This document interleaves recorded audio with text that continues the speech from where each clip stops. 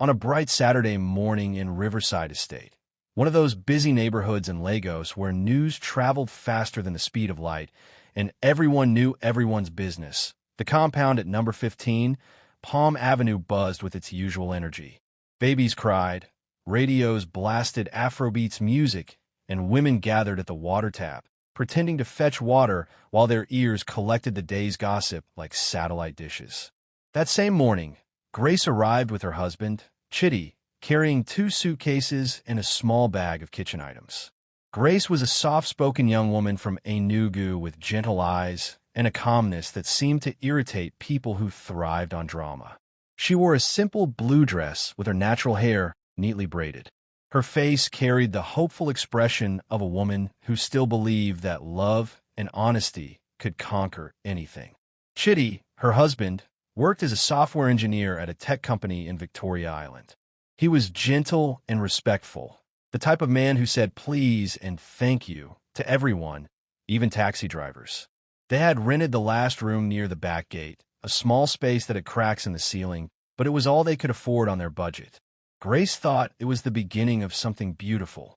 The other women in the compound noticed her immediately. Mama Ngozi, the self-appointed queen of gossip, spotted them from her window and called out, new people have arrived. Come and see. Maybe this one will bring fresh drama to this compound." Within minutes, 3 more women joined her. Sister Beezy, who changed her hair color every week. Auntie Shade, who never cooked without complaining about her husband. And Sister Taupe, who claimed to be modern because she spent all day on Instagram. They watched as Grace quietly swept her doorstep and hung Chitty's shirts on the clothesline while humming a gospel song. Mama Ngozi said, shaking her head. "You can see she's fresh from the village. Look at how she's smiling for no reason. She will soon learn." Sister Beezy laughed. "These new wives always start like this. Give her 2 months. After her husband shouts at her once, she will stop singing those church songs."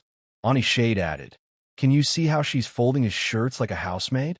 In this Lagos, my dear, I can never bend like that for any man." The women erupted in laughter, so loud that Grace looked up and smiled politely. "Good morning, my sisters."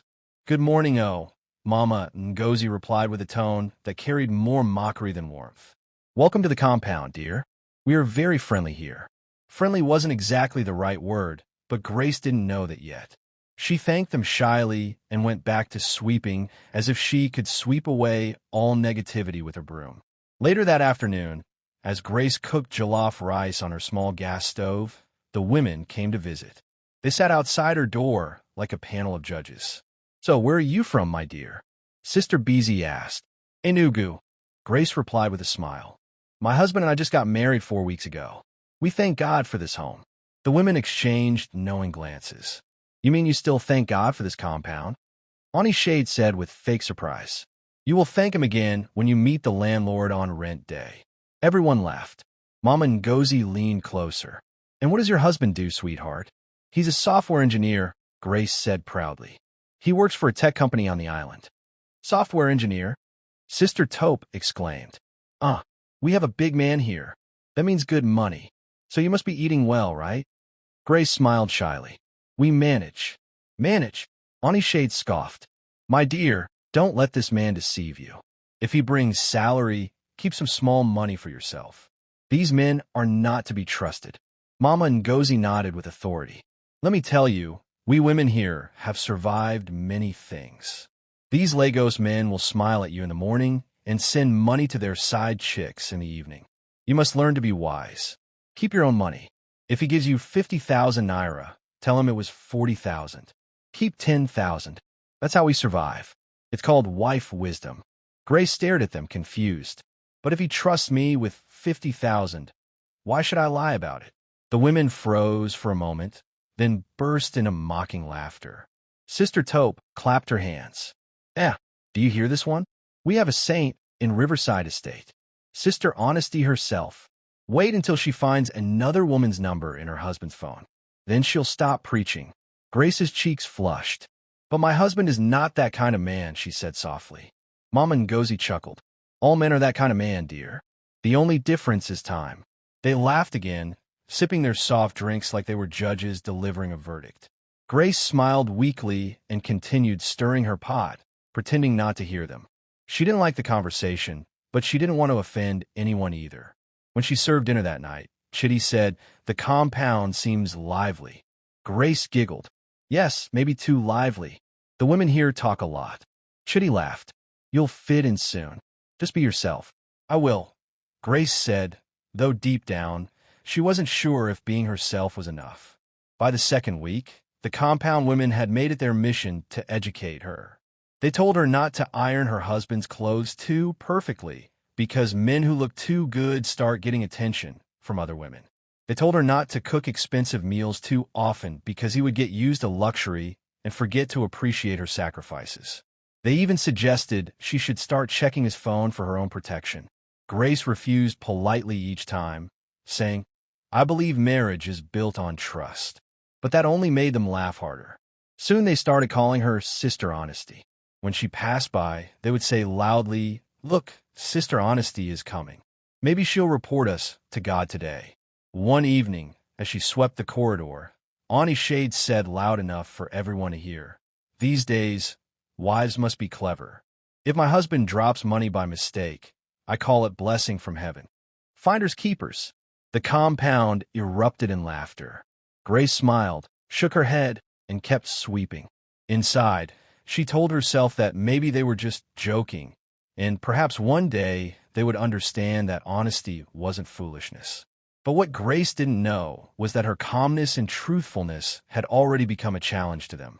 It was like an irritating mirror showing them what they refused to be, and they swore, by all means possible, to make her see things their way. Sparkling Heart, thank you for reading Chapter 1.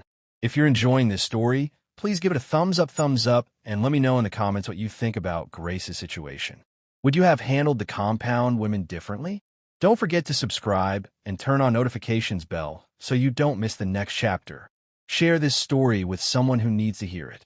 See you in chapter. By the following week, the women of Riverside Estate had officially created their own organization, the Smart Wives Club of Lagos, also known as Wives Who Know Too Much. Their goal was simple: to educate village wives like Grace on how to survive marriage in the big city. The membership fee was 1 bottle of soft drink, or, if you were broke, a pack of chin-chin. Every Friday evening, when most men had gone to watch football at the viewing centers or drink beer with friends, they would gather at Mama Ngozi's veranda, sitting on plastic chairs and discussing national issues, their husbands' bank accounts, and how to make a man believe that the price of tomatoes had doubled overnight. The meetings always started with Mama Ngozi banging a wooden spoon against her enamel cup and shouting, "Ladies, order in the compound. The floor is now open for matters arising in marriage."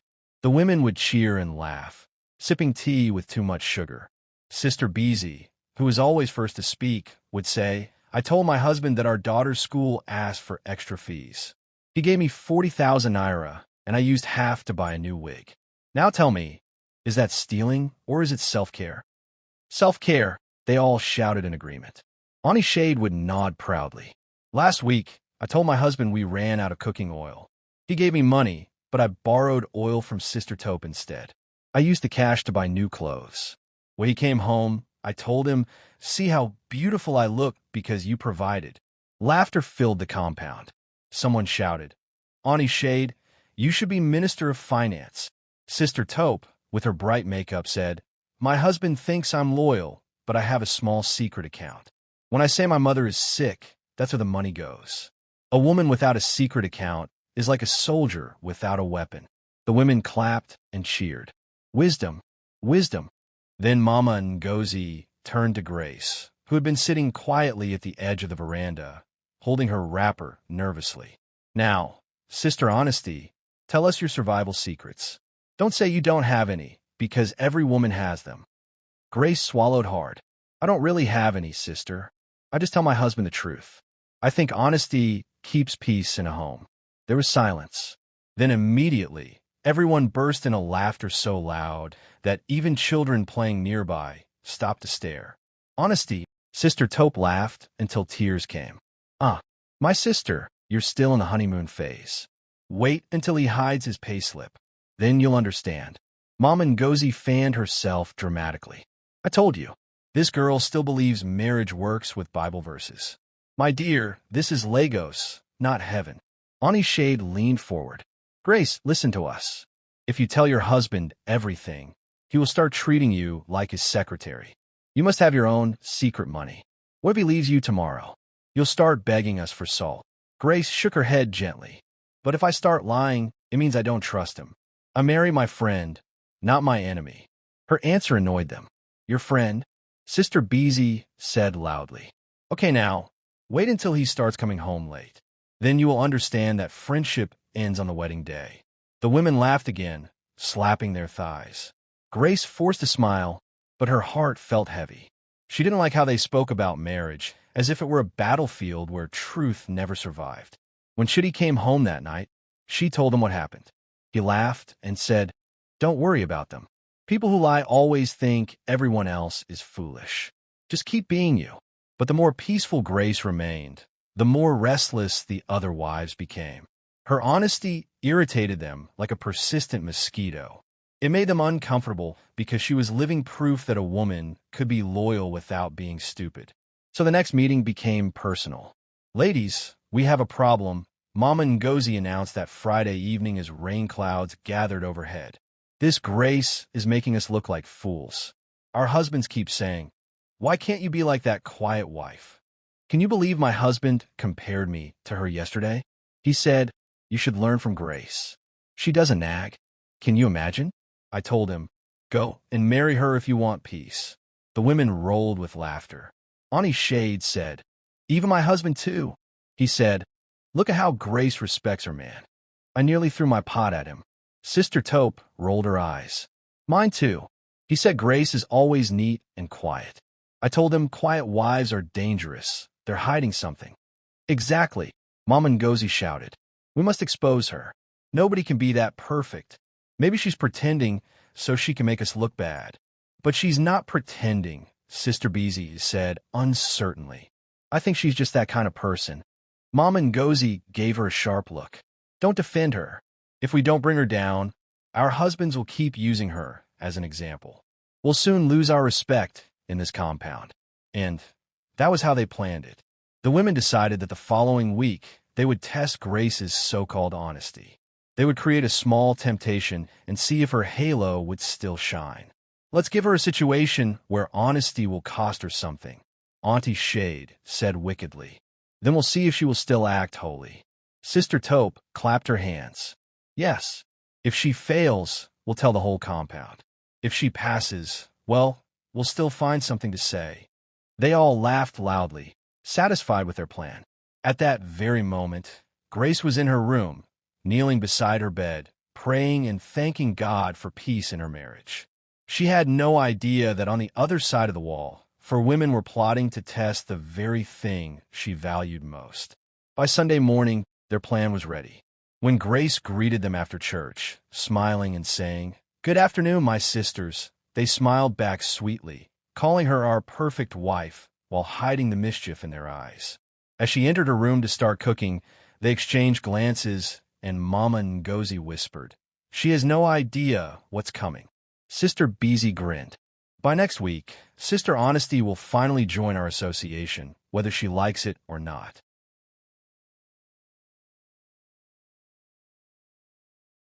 By the following week, the women of Riverside Estate had perfected their plan like students preparing for final exams. They called it Operation Make Sister Honesty Fall. They even held a rehearsal the night before, complete with role play and fake tears. Ew, Sister Beezy, Mama Ngozi said, pointing like a military commander. You'll be the main actor. Act desperate, like your life depends on it. Cry small, shake your voice, and let one tear drop. She'll believe you. Yes, Ma, Sister Beezy said, laughing. And what if she refuses? Someone asked. Then we push harder, Auntie Shade said.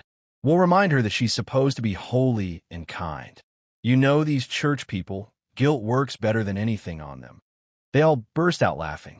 Sister Taupe added with a smirk, When she falls, we'll see if she still shines her honesty like morning sun. The next morning came bright and quiet. Children went to school. Men left for work, and the women gathered like vultures waiting for prey. Around midday, Grace was inside arranging Chitty's clothes and humming a worship song when a knock came on her door. She opened it to find Sister Beezy standing there with red, swollen eyes, holding a handkerchief and looking like sorrow itself. "Sister Beezy, what's wrong?" Grace asked with genuine concern. Sister Beezy sniffed loudly. "Grace, I didn't know who else to come to. My son is sick. The hospital said I must bring 30,000 naira for tests and medicine. I don't have anything. Please, I beg you, help me. I'll return it tomorrow, I swear." Grace's heart melted immediately. "Oh no, which hospital? What's wrong with him?" "It's little Tund," Sister Beezy said quickly, wiping fake tears. "He's burning with fever. I can't watch my child suffer like this." Grace frowned. "But I don't have that kind of money right now." Just then, as if on cue, Mama Ngozi and Auntie Shade appeared at the door, pretending to be surprised. What's happening here?" Mama Ngozi asked innocently. "Sister Beezy's son is sick," Grace explained worriedly. Mama Ngozi gasped dramatically. "God forbid. But Grace, you have money now. I saw that envelope your husband gave you to keep safe. Surely you can lend her small from it. It's for a child. You can put it back before he notices." Grace froze. "That money is not ours. It's company money. My husband said I must keep it safe until next Monday. He's supposed to deposit it at the bank." "But you're keeping it too safe already," Auntie Shade said with fake concern. "It's not like you're stealing. You're only helping a sick child. Even God will understand." Grace looked torn. Her heart wanted to help, but her conscience screamed no. Their eyes were all on her, and their voices were soft and manipulative. "Please, Grace," Sister Beezy pleaded, her voice breaking. "My child could die." That word broke her. She sighed deeply, went inside, unlocked the drawer, and carefully removed 30,000 naira from the envelope. "I trust you, Sister Beezy," Grace said quietly, handing over the money. "Please bring it back before Monday. I don't want to get in trouble." "I swear on my mother's grave," Sister Beezy said solemnly, grabbing the money. "Thank you, my sister. You've saved my baby's life." As soon as Grace closed the door, Mama Ngozi and Auntie Shade exchanged a sly smile. "You see," Mama Ngozi whispered as they walked away. "Even saints fall when you push the right button." That night, Grace could hardly sleep. She kept looking at the envelope in the drawer. She had helped out of compassion, but her conscience wouldn't let her rest. Saturday morning came, and she rushed to Sister Beezy's door. "Sister, how is Tund? Can I get the money back, please? My husband will need it by Monday." Sister Beezy was sitting outside braiding Sister Taupe's hair. She looked up lazily. Grace, what money?" Grace blinked. "The one I gave you 2 days ago. The 30,000 for Tund's hospital bill." Sister Beezy frowned, as if confused. "Are you okay, Grace? I never borrowed money from you." The other women burst into laughter. "So our Sister Honesty now dreams of giving loans in her sleep," Auntie Shade said mockingly. Grace's lips trembled. "Sister Beezy, you stood right in front of me and cried. I gave you money from the envelope my husband trusted me with." Mama Ngozi clapped her hands dramatically. "You mean the company money your husband said you must protect?" Grace, don't start blaming people. Maybe you spent it, and now you're trying to cover it up." The compound children stopped playing. Everyone stopped to watch the scene unfold.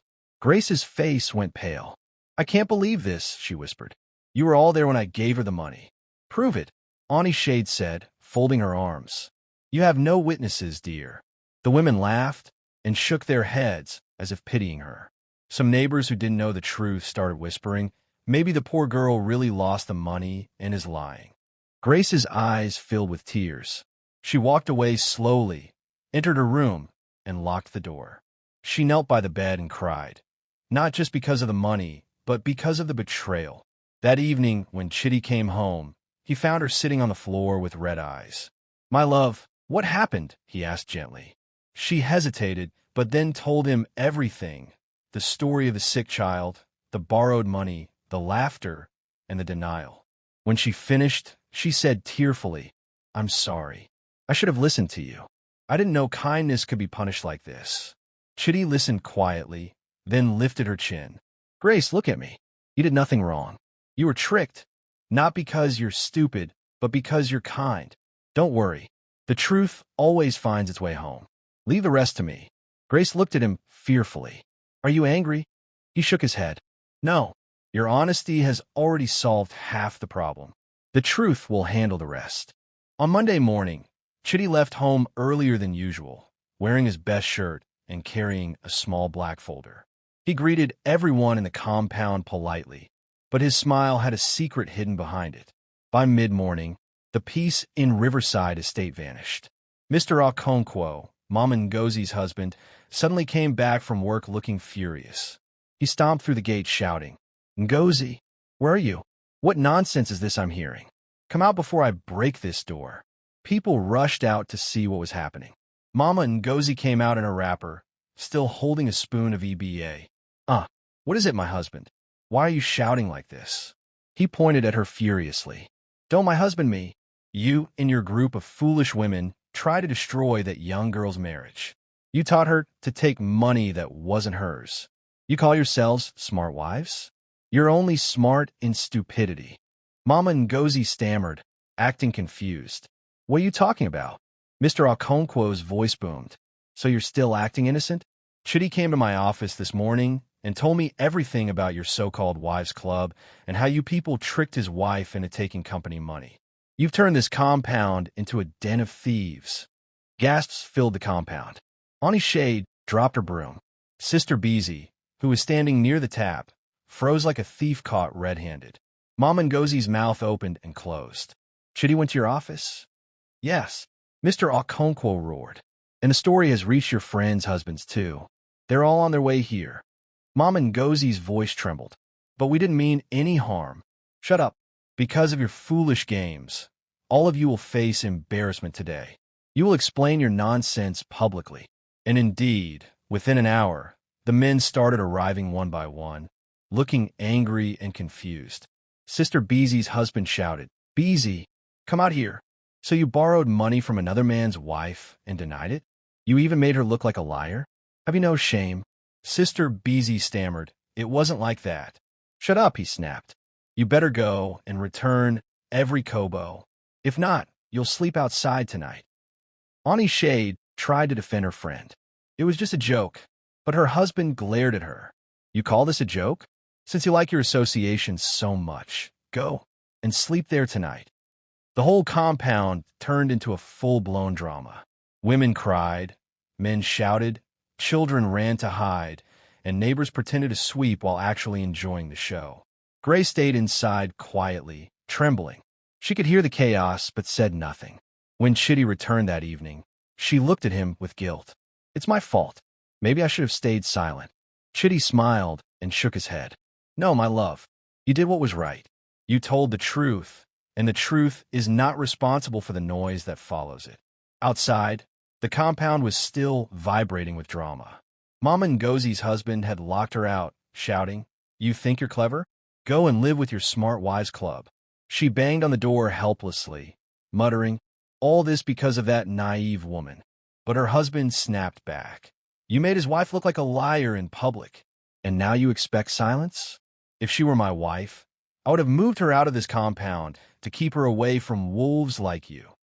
That night, while the rest of the compound lay in chaos, Grace and Chitty sat under their small veranda, sharing roasted corn. She looked at him and said quietly, It's funny. I was the one everyone laughed at for being honest, and now I feel like honesty is the only thing that saved me. He smiled. You see, my love? Lies make noise, but truth sleeps peacefully. Grace laughed, leaned her head on his shoulder, and said, Maybe that's why the whole compound can't sleep tonight. The story of Sister Honesty and the Smart Wives Club traveled across Lagos faster than Danfo buses in morning traffic. From the local market to the church, people talked about the quiet wife who had been mocked for her honesty, but rose when truth scattered an entire gang of deceitful women. Some said she was lucky. Others said she was wise. But everyone agreed on one thing. Honesty might walk slowly, but it never gets lost. Then on a Wednesday afternoon, something extraordinary happened. A shiny black SUV stopped in front of the compound. The door opened, and a tall, serious-looking man in a suit stepped out, carrying a briefcase.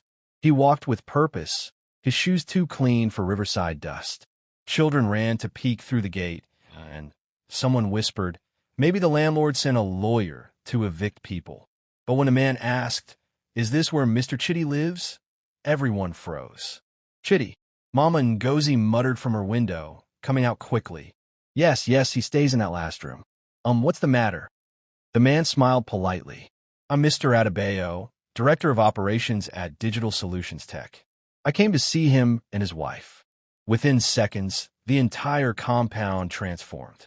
Ani Shade started sweeping her veranda as if cleanliness would erase her shame. Sister Taupe shouted at her children, "Stop making noise." Even Mama Ngozi, who hadn't greeted Grace in days, quickly volunteered to help the visitor find the right door. "Chitty, your important visitor is here," she called sweetly. Chitty stepped out looking surprised, followed by Grace, who looked nervous. "Good afternoon, sir," Chitty said respectfully. "Please come in." Mr. Adebayo smiled warmly. "No, I'll speak here so everyone can hear." That caught everyone's attention. Heads popped out of every window. Children stopped playing. The wives came out and sat quietly, pretending to peel vegetables but actually listening with both ears. The director cleared his throat. "Mr. Chitty, when you reported what happened, the company decided to investigate the matter carefully. It's not every day we find an employee's wife who chooses honesty over convenience. Your wife's actions protected company funds, and that kind of integrity must be celebrated." He turned to Grace. "Madam, on behalf of Digital Solutions Tech, I want to thank you for your honesty. We are promoting your husband to senior software engineer, and both of you will be relocated to a company apartment in Lekki. We need families like yours, families that show what integrity truly means." The compound gasped collectively. Someone dropped a plate. Ani Shade nearly fainted. Grace's eyes widened. "Sir, I don't know what to say." "You don't need to say much," the director said kindly. "Your life already said it." He shook her hand and handed her an envelope. "Inside is a gift from the company. For you, not your husband. Use it as you wish. You deserve it." As the black SUV drove away, the compound lost control. People who once mocked her now sang her praises. Even children chanted, "Sister Honesty, #1 wife." Chitty looked at his wife proudly. "You see, my love? The truth may walk slowly, but it never gets lost." Mama Ngozi came closer, smiling awkwardly. "Grace, congratulations. I always knew you were a good woman." Grace smiled and simply said, "It's all right, Mama Ngozi. We've all learned something." That evening, as they packed their belongings, the compound gathered quietly, watching in silence.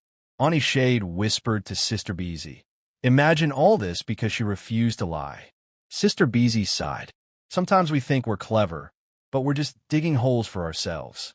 From her doorway, Mama Ngozi watched them carry their things out, her eyes full of regret. 1 month later, the sound of Silver Car made everyone look up. When the doors opened, they were shocked to see Grace and Chitty stepping out gracefully, dressed beautifully. They had come to return the keys to the landlord formally. When the women saw them, they froze. Mama Ngozi was first to speak. "Grace, is that you? You look so different. City life is treating you well." Grace smiled warmly. "Good afternoon, my sisters." They gathered around her slowly, each one filled with admiration and shame. Sister Beezy swallowed hard. "We just wanted to say sorry for everything. We mocked you. We made you feel foolish. But now we see that you were right all along." Ani Shade nodded quickly. "We thought honesty was stupidity, but we were the fools. Look at you now.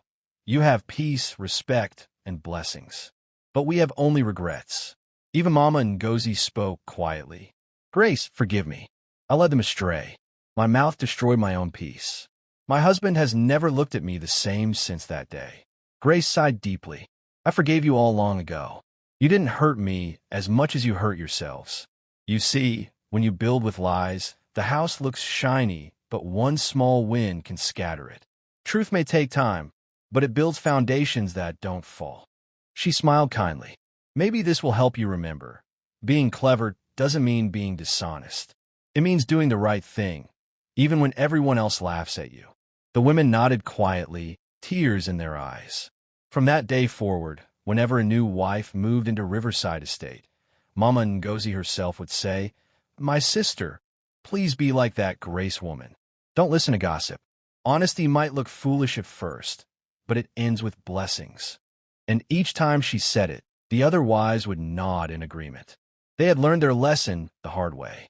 Meanwhile, in their new home in Lekki, Grace would sometimes sit on the balcony watering her flowers while Chitty read his tablet. One day, he told her, "Do you know people still talk about you at the office?" Grace laughed. "About me? What? They call you the honest wife of Riverside." It's become a story they tell new staff to teach them about integrity. Grace laughed even more. Then maybe it was all worth it. Even the mockery, even the tears. Sometimes God lets people laugh at you first, so he can give them a reason to applaud later. Chitty pulled her close. And that, my love, is why honesty will always win in the end. The end. Sparkling heart, and that's the end of our story. What lessons did you take away from Grace's journey? Share your thoughts in the comments below. Backhand index pointing down. If this story blessed you, touched you, or taught you something valuable, please give it a thumbs up, share it with your family and friends who need to hear this message, and subscribe to this channel for more inspiring stories. Bell. Remember, honesty might be tested, mocked, and challenged, but it will always lead to blessings in the end. Stay true, stay blessed, and I'll see you in the next story. Bye for now. Two Heart Sparkles, ****.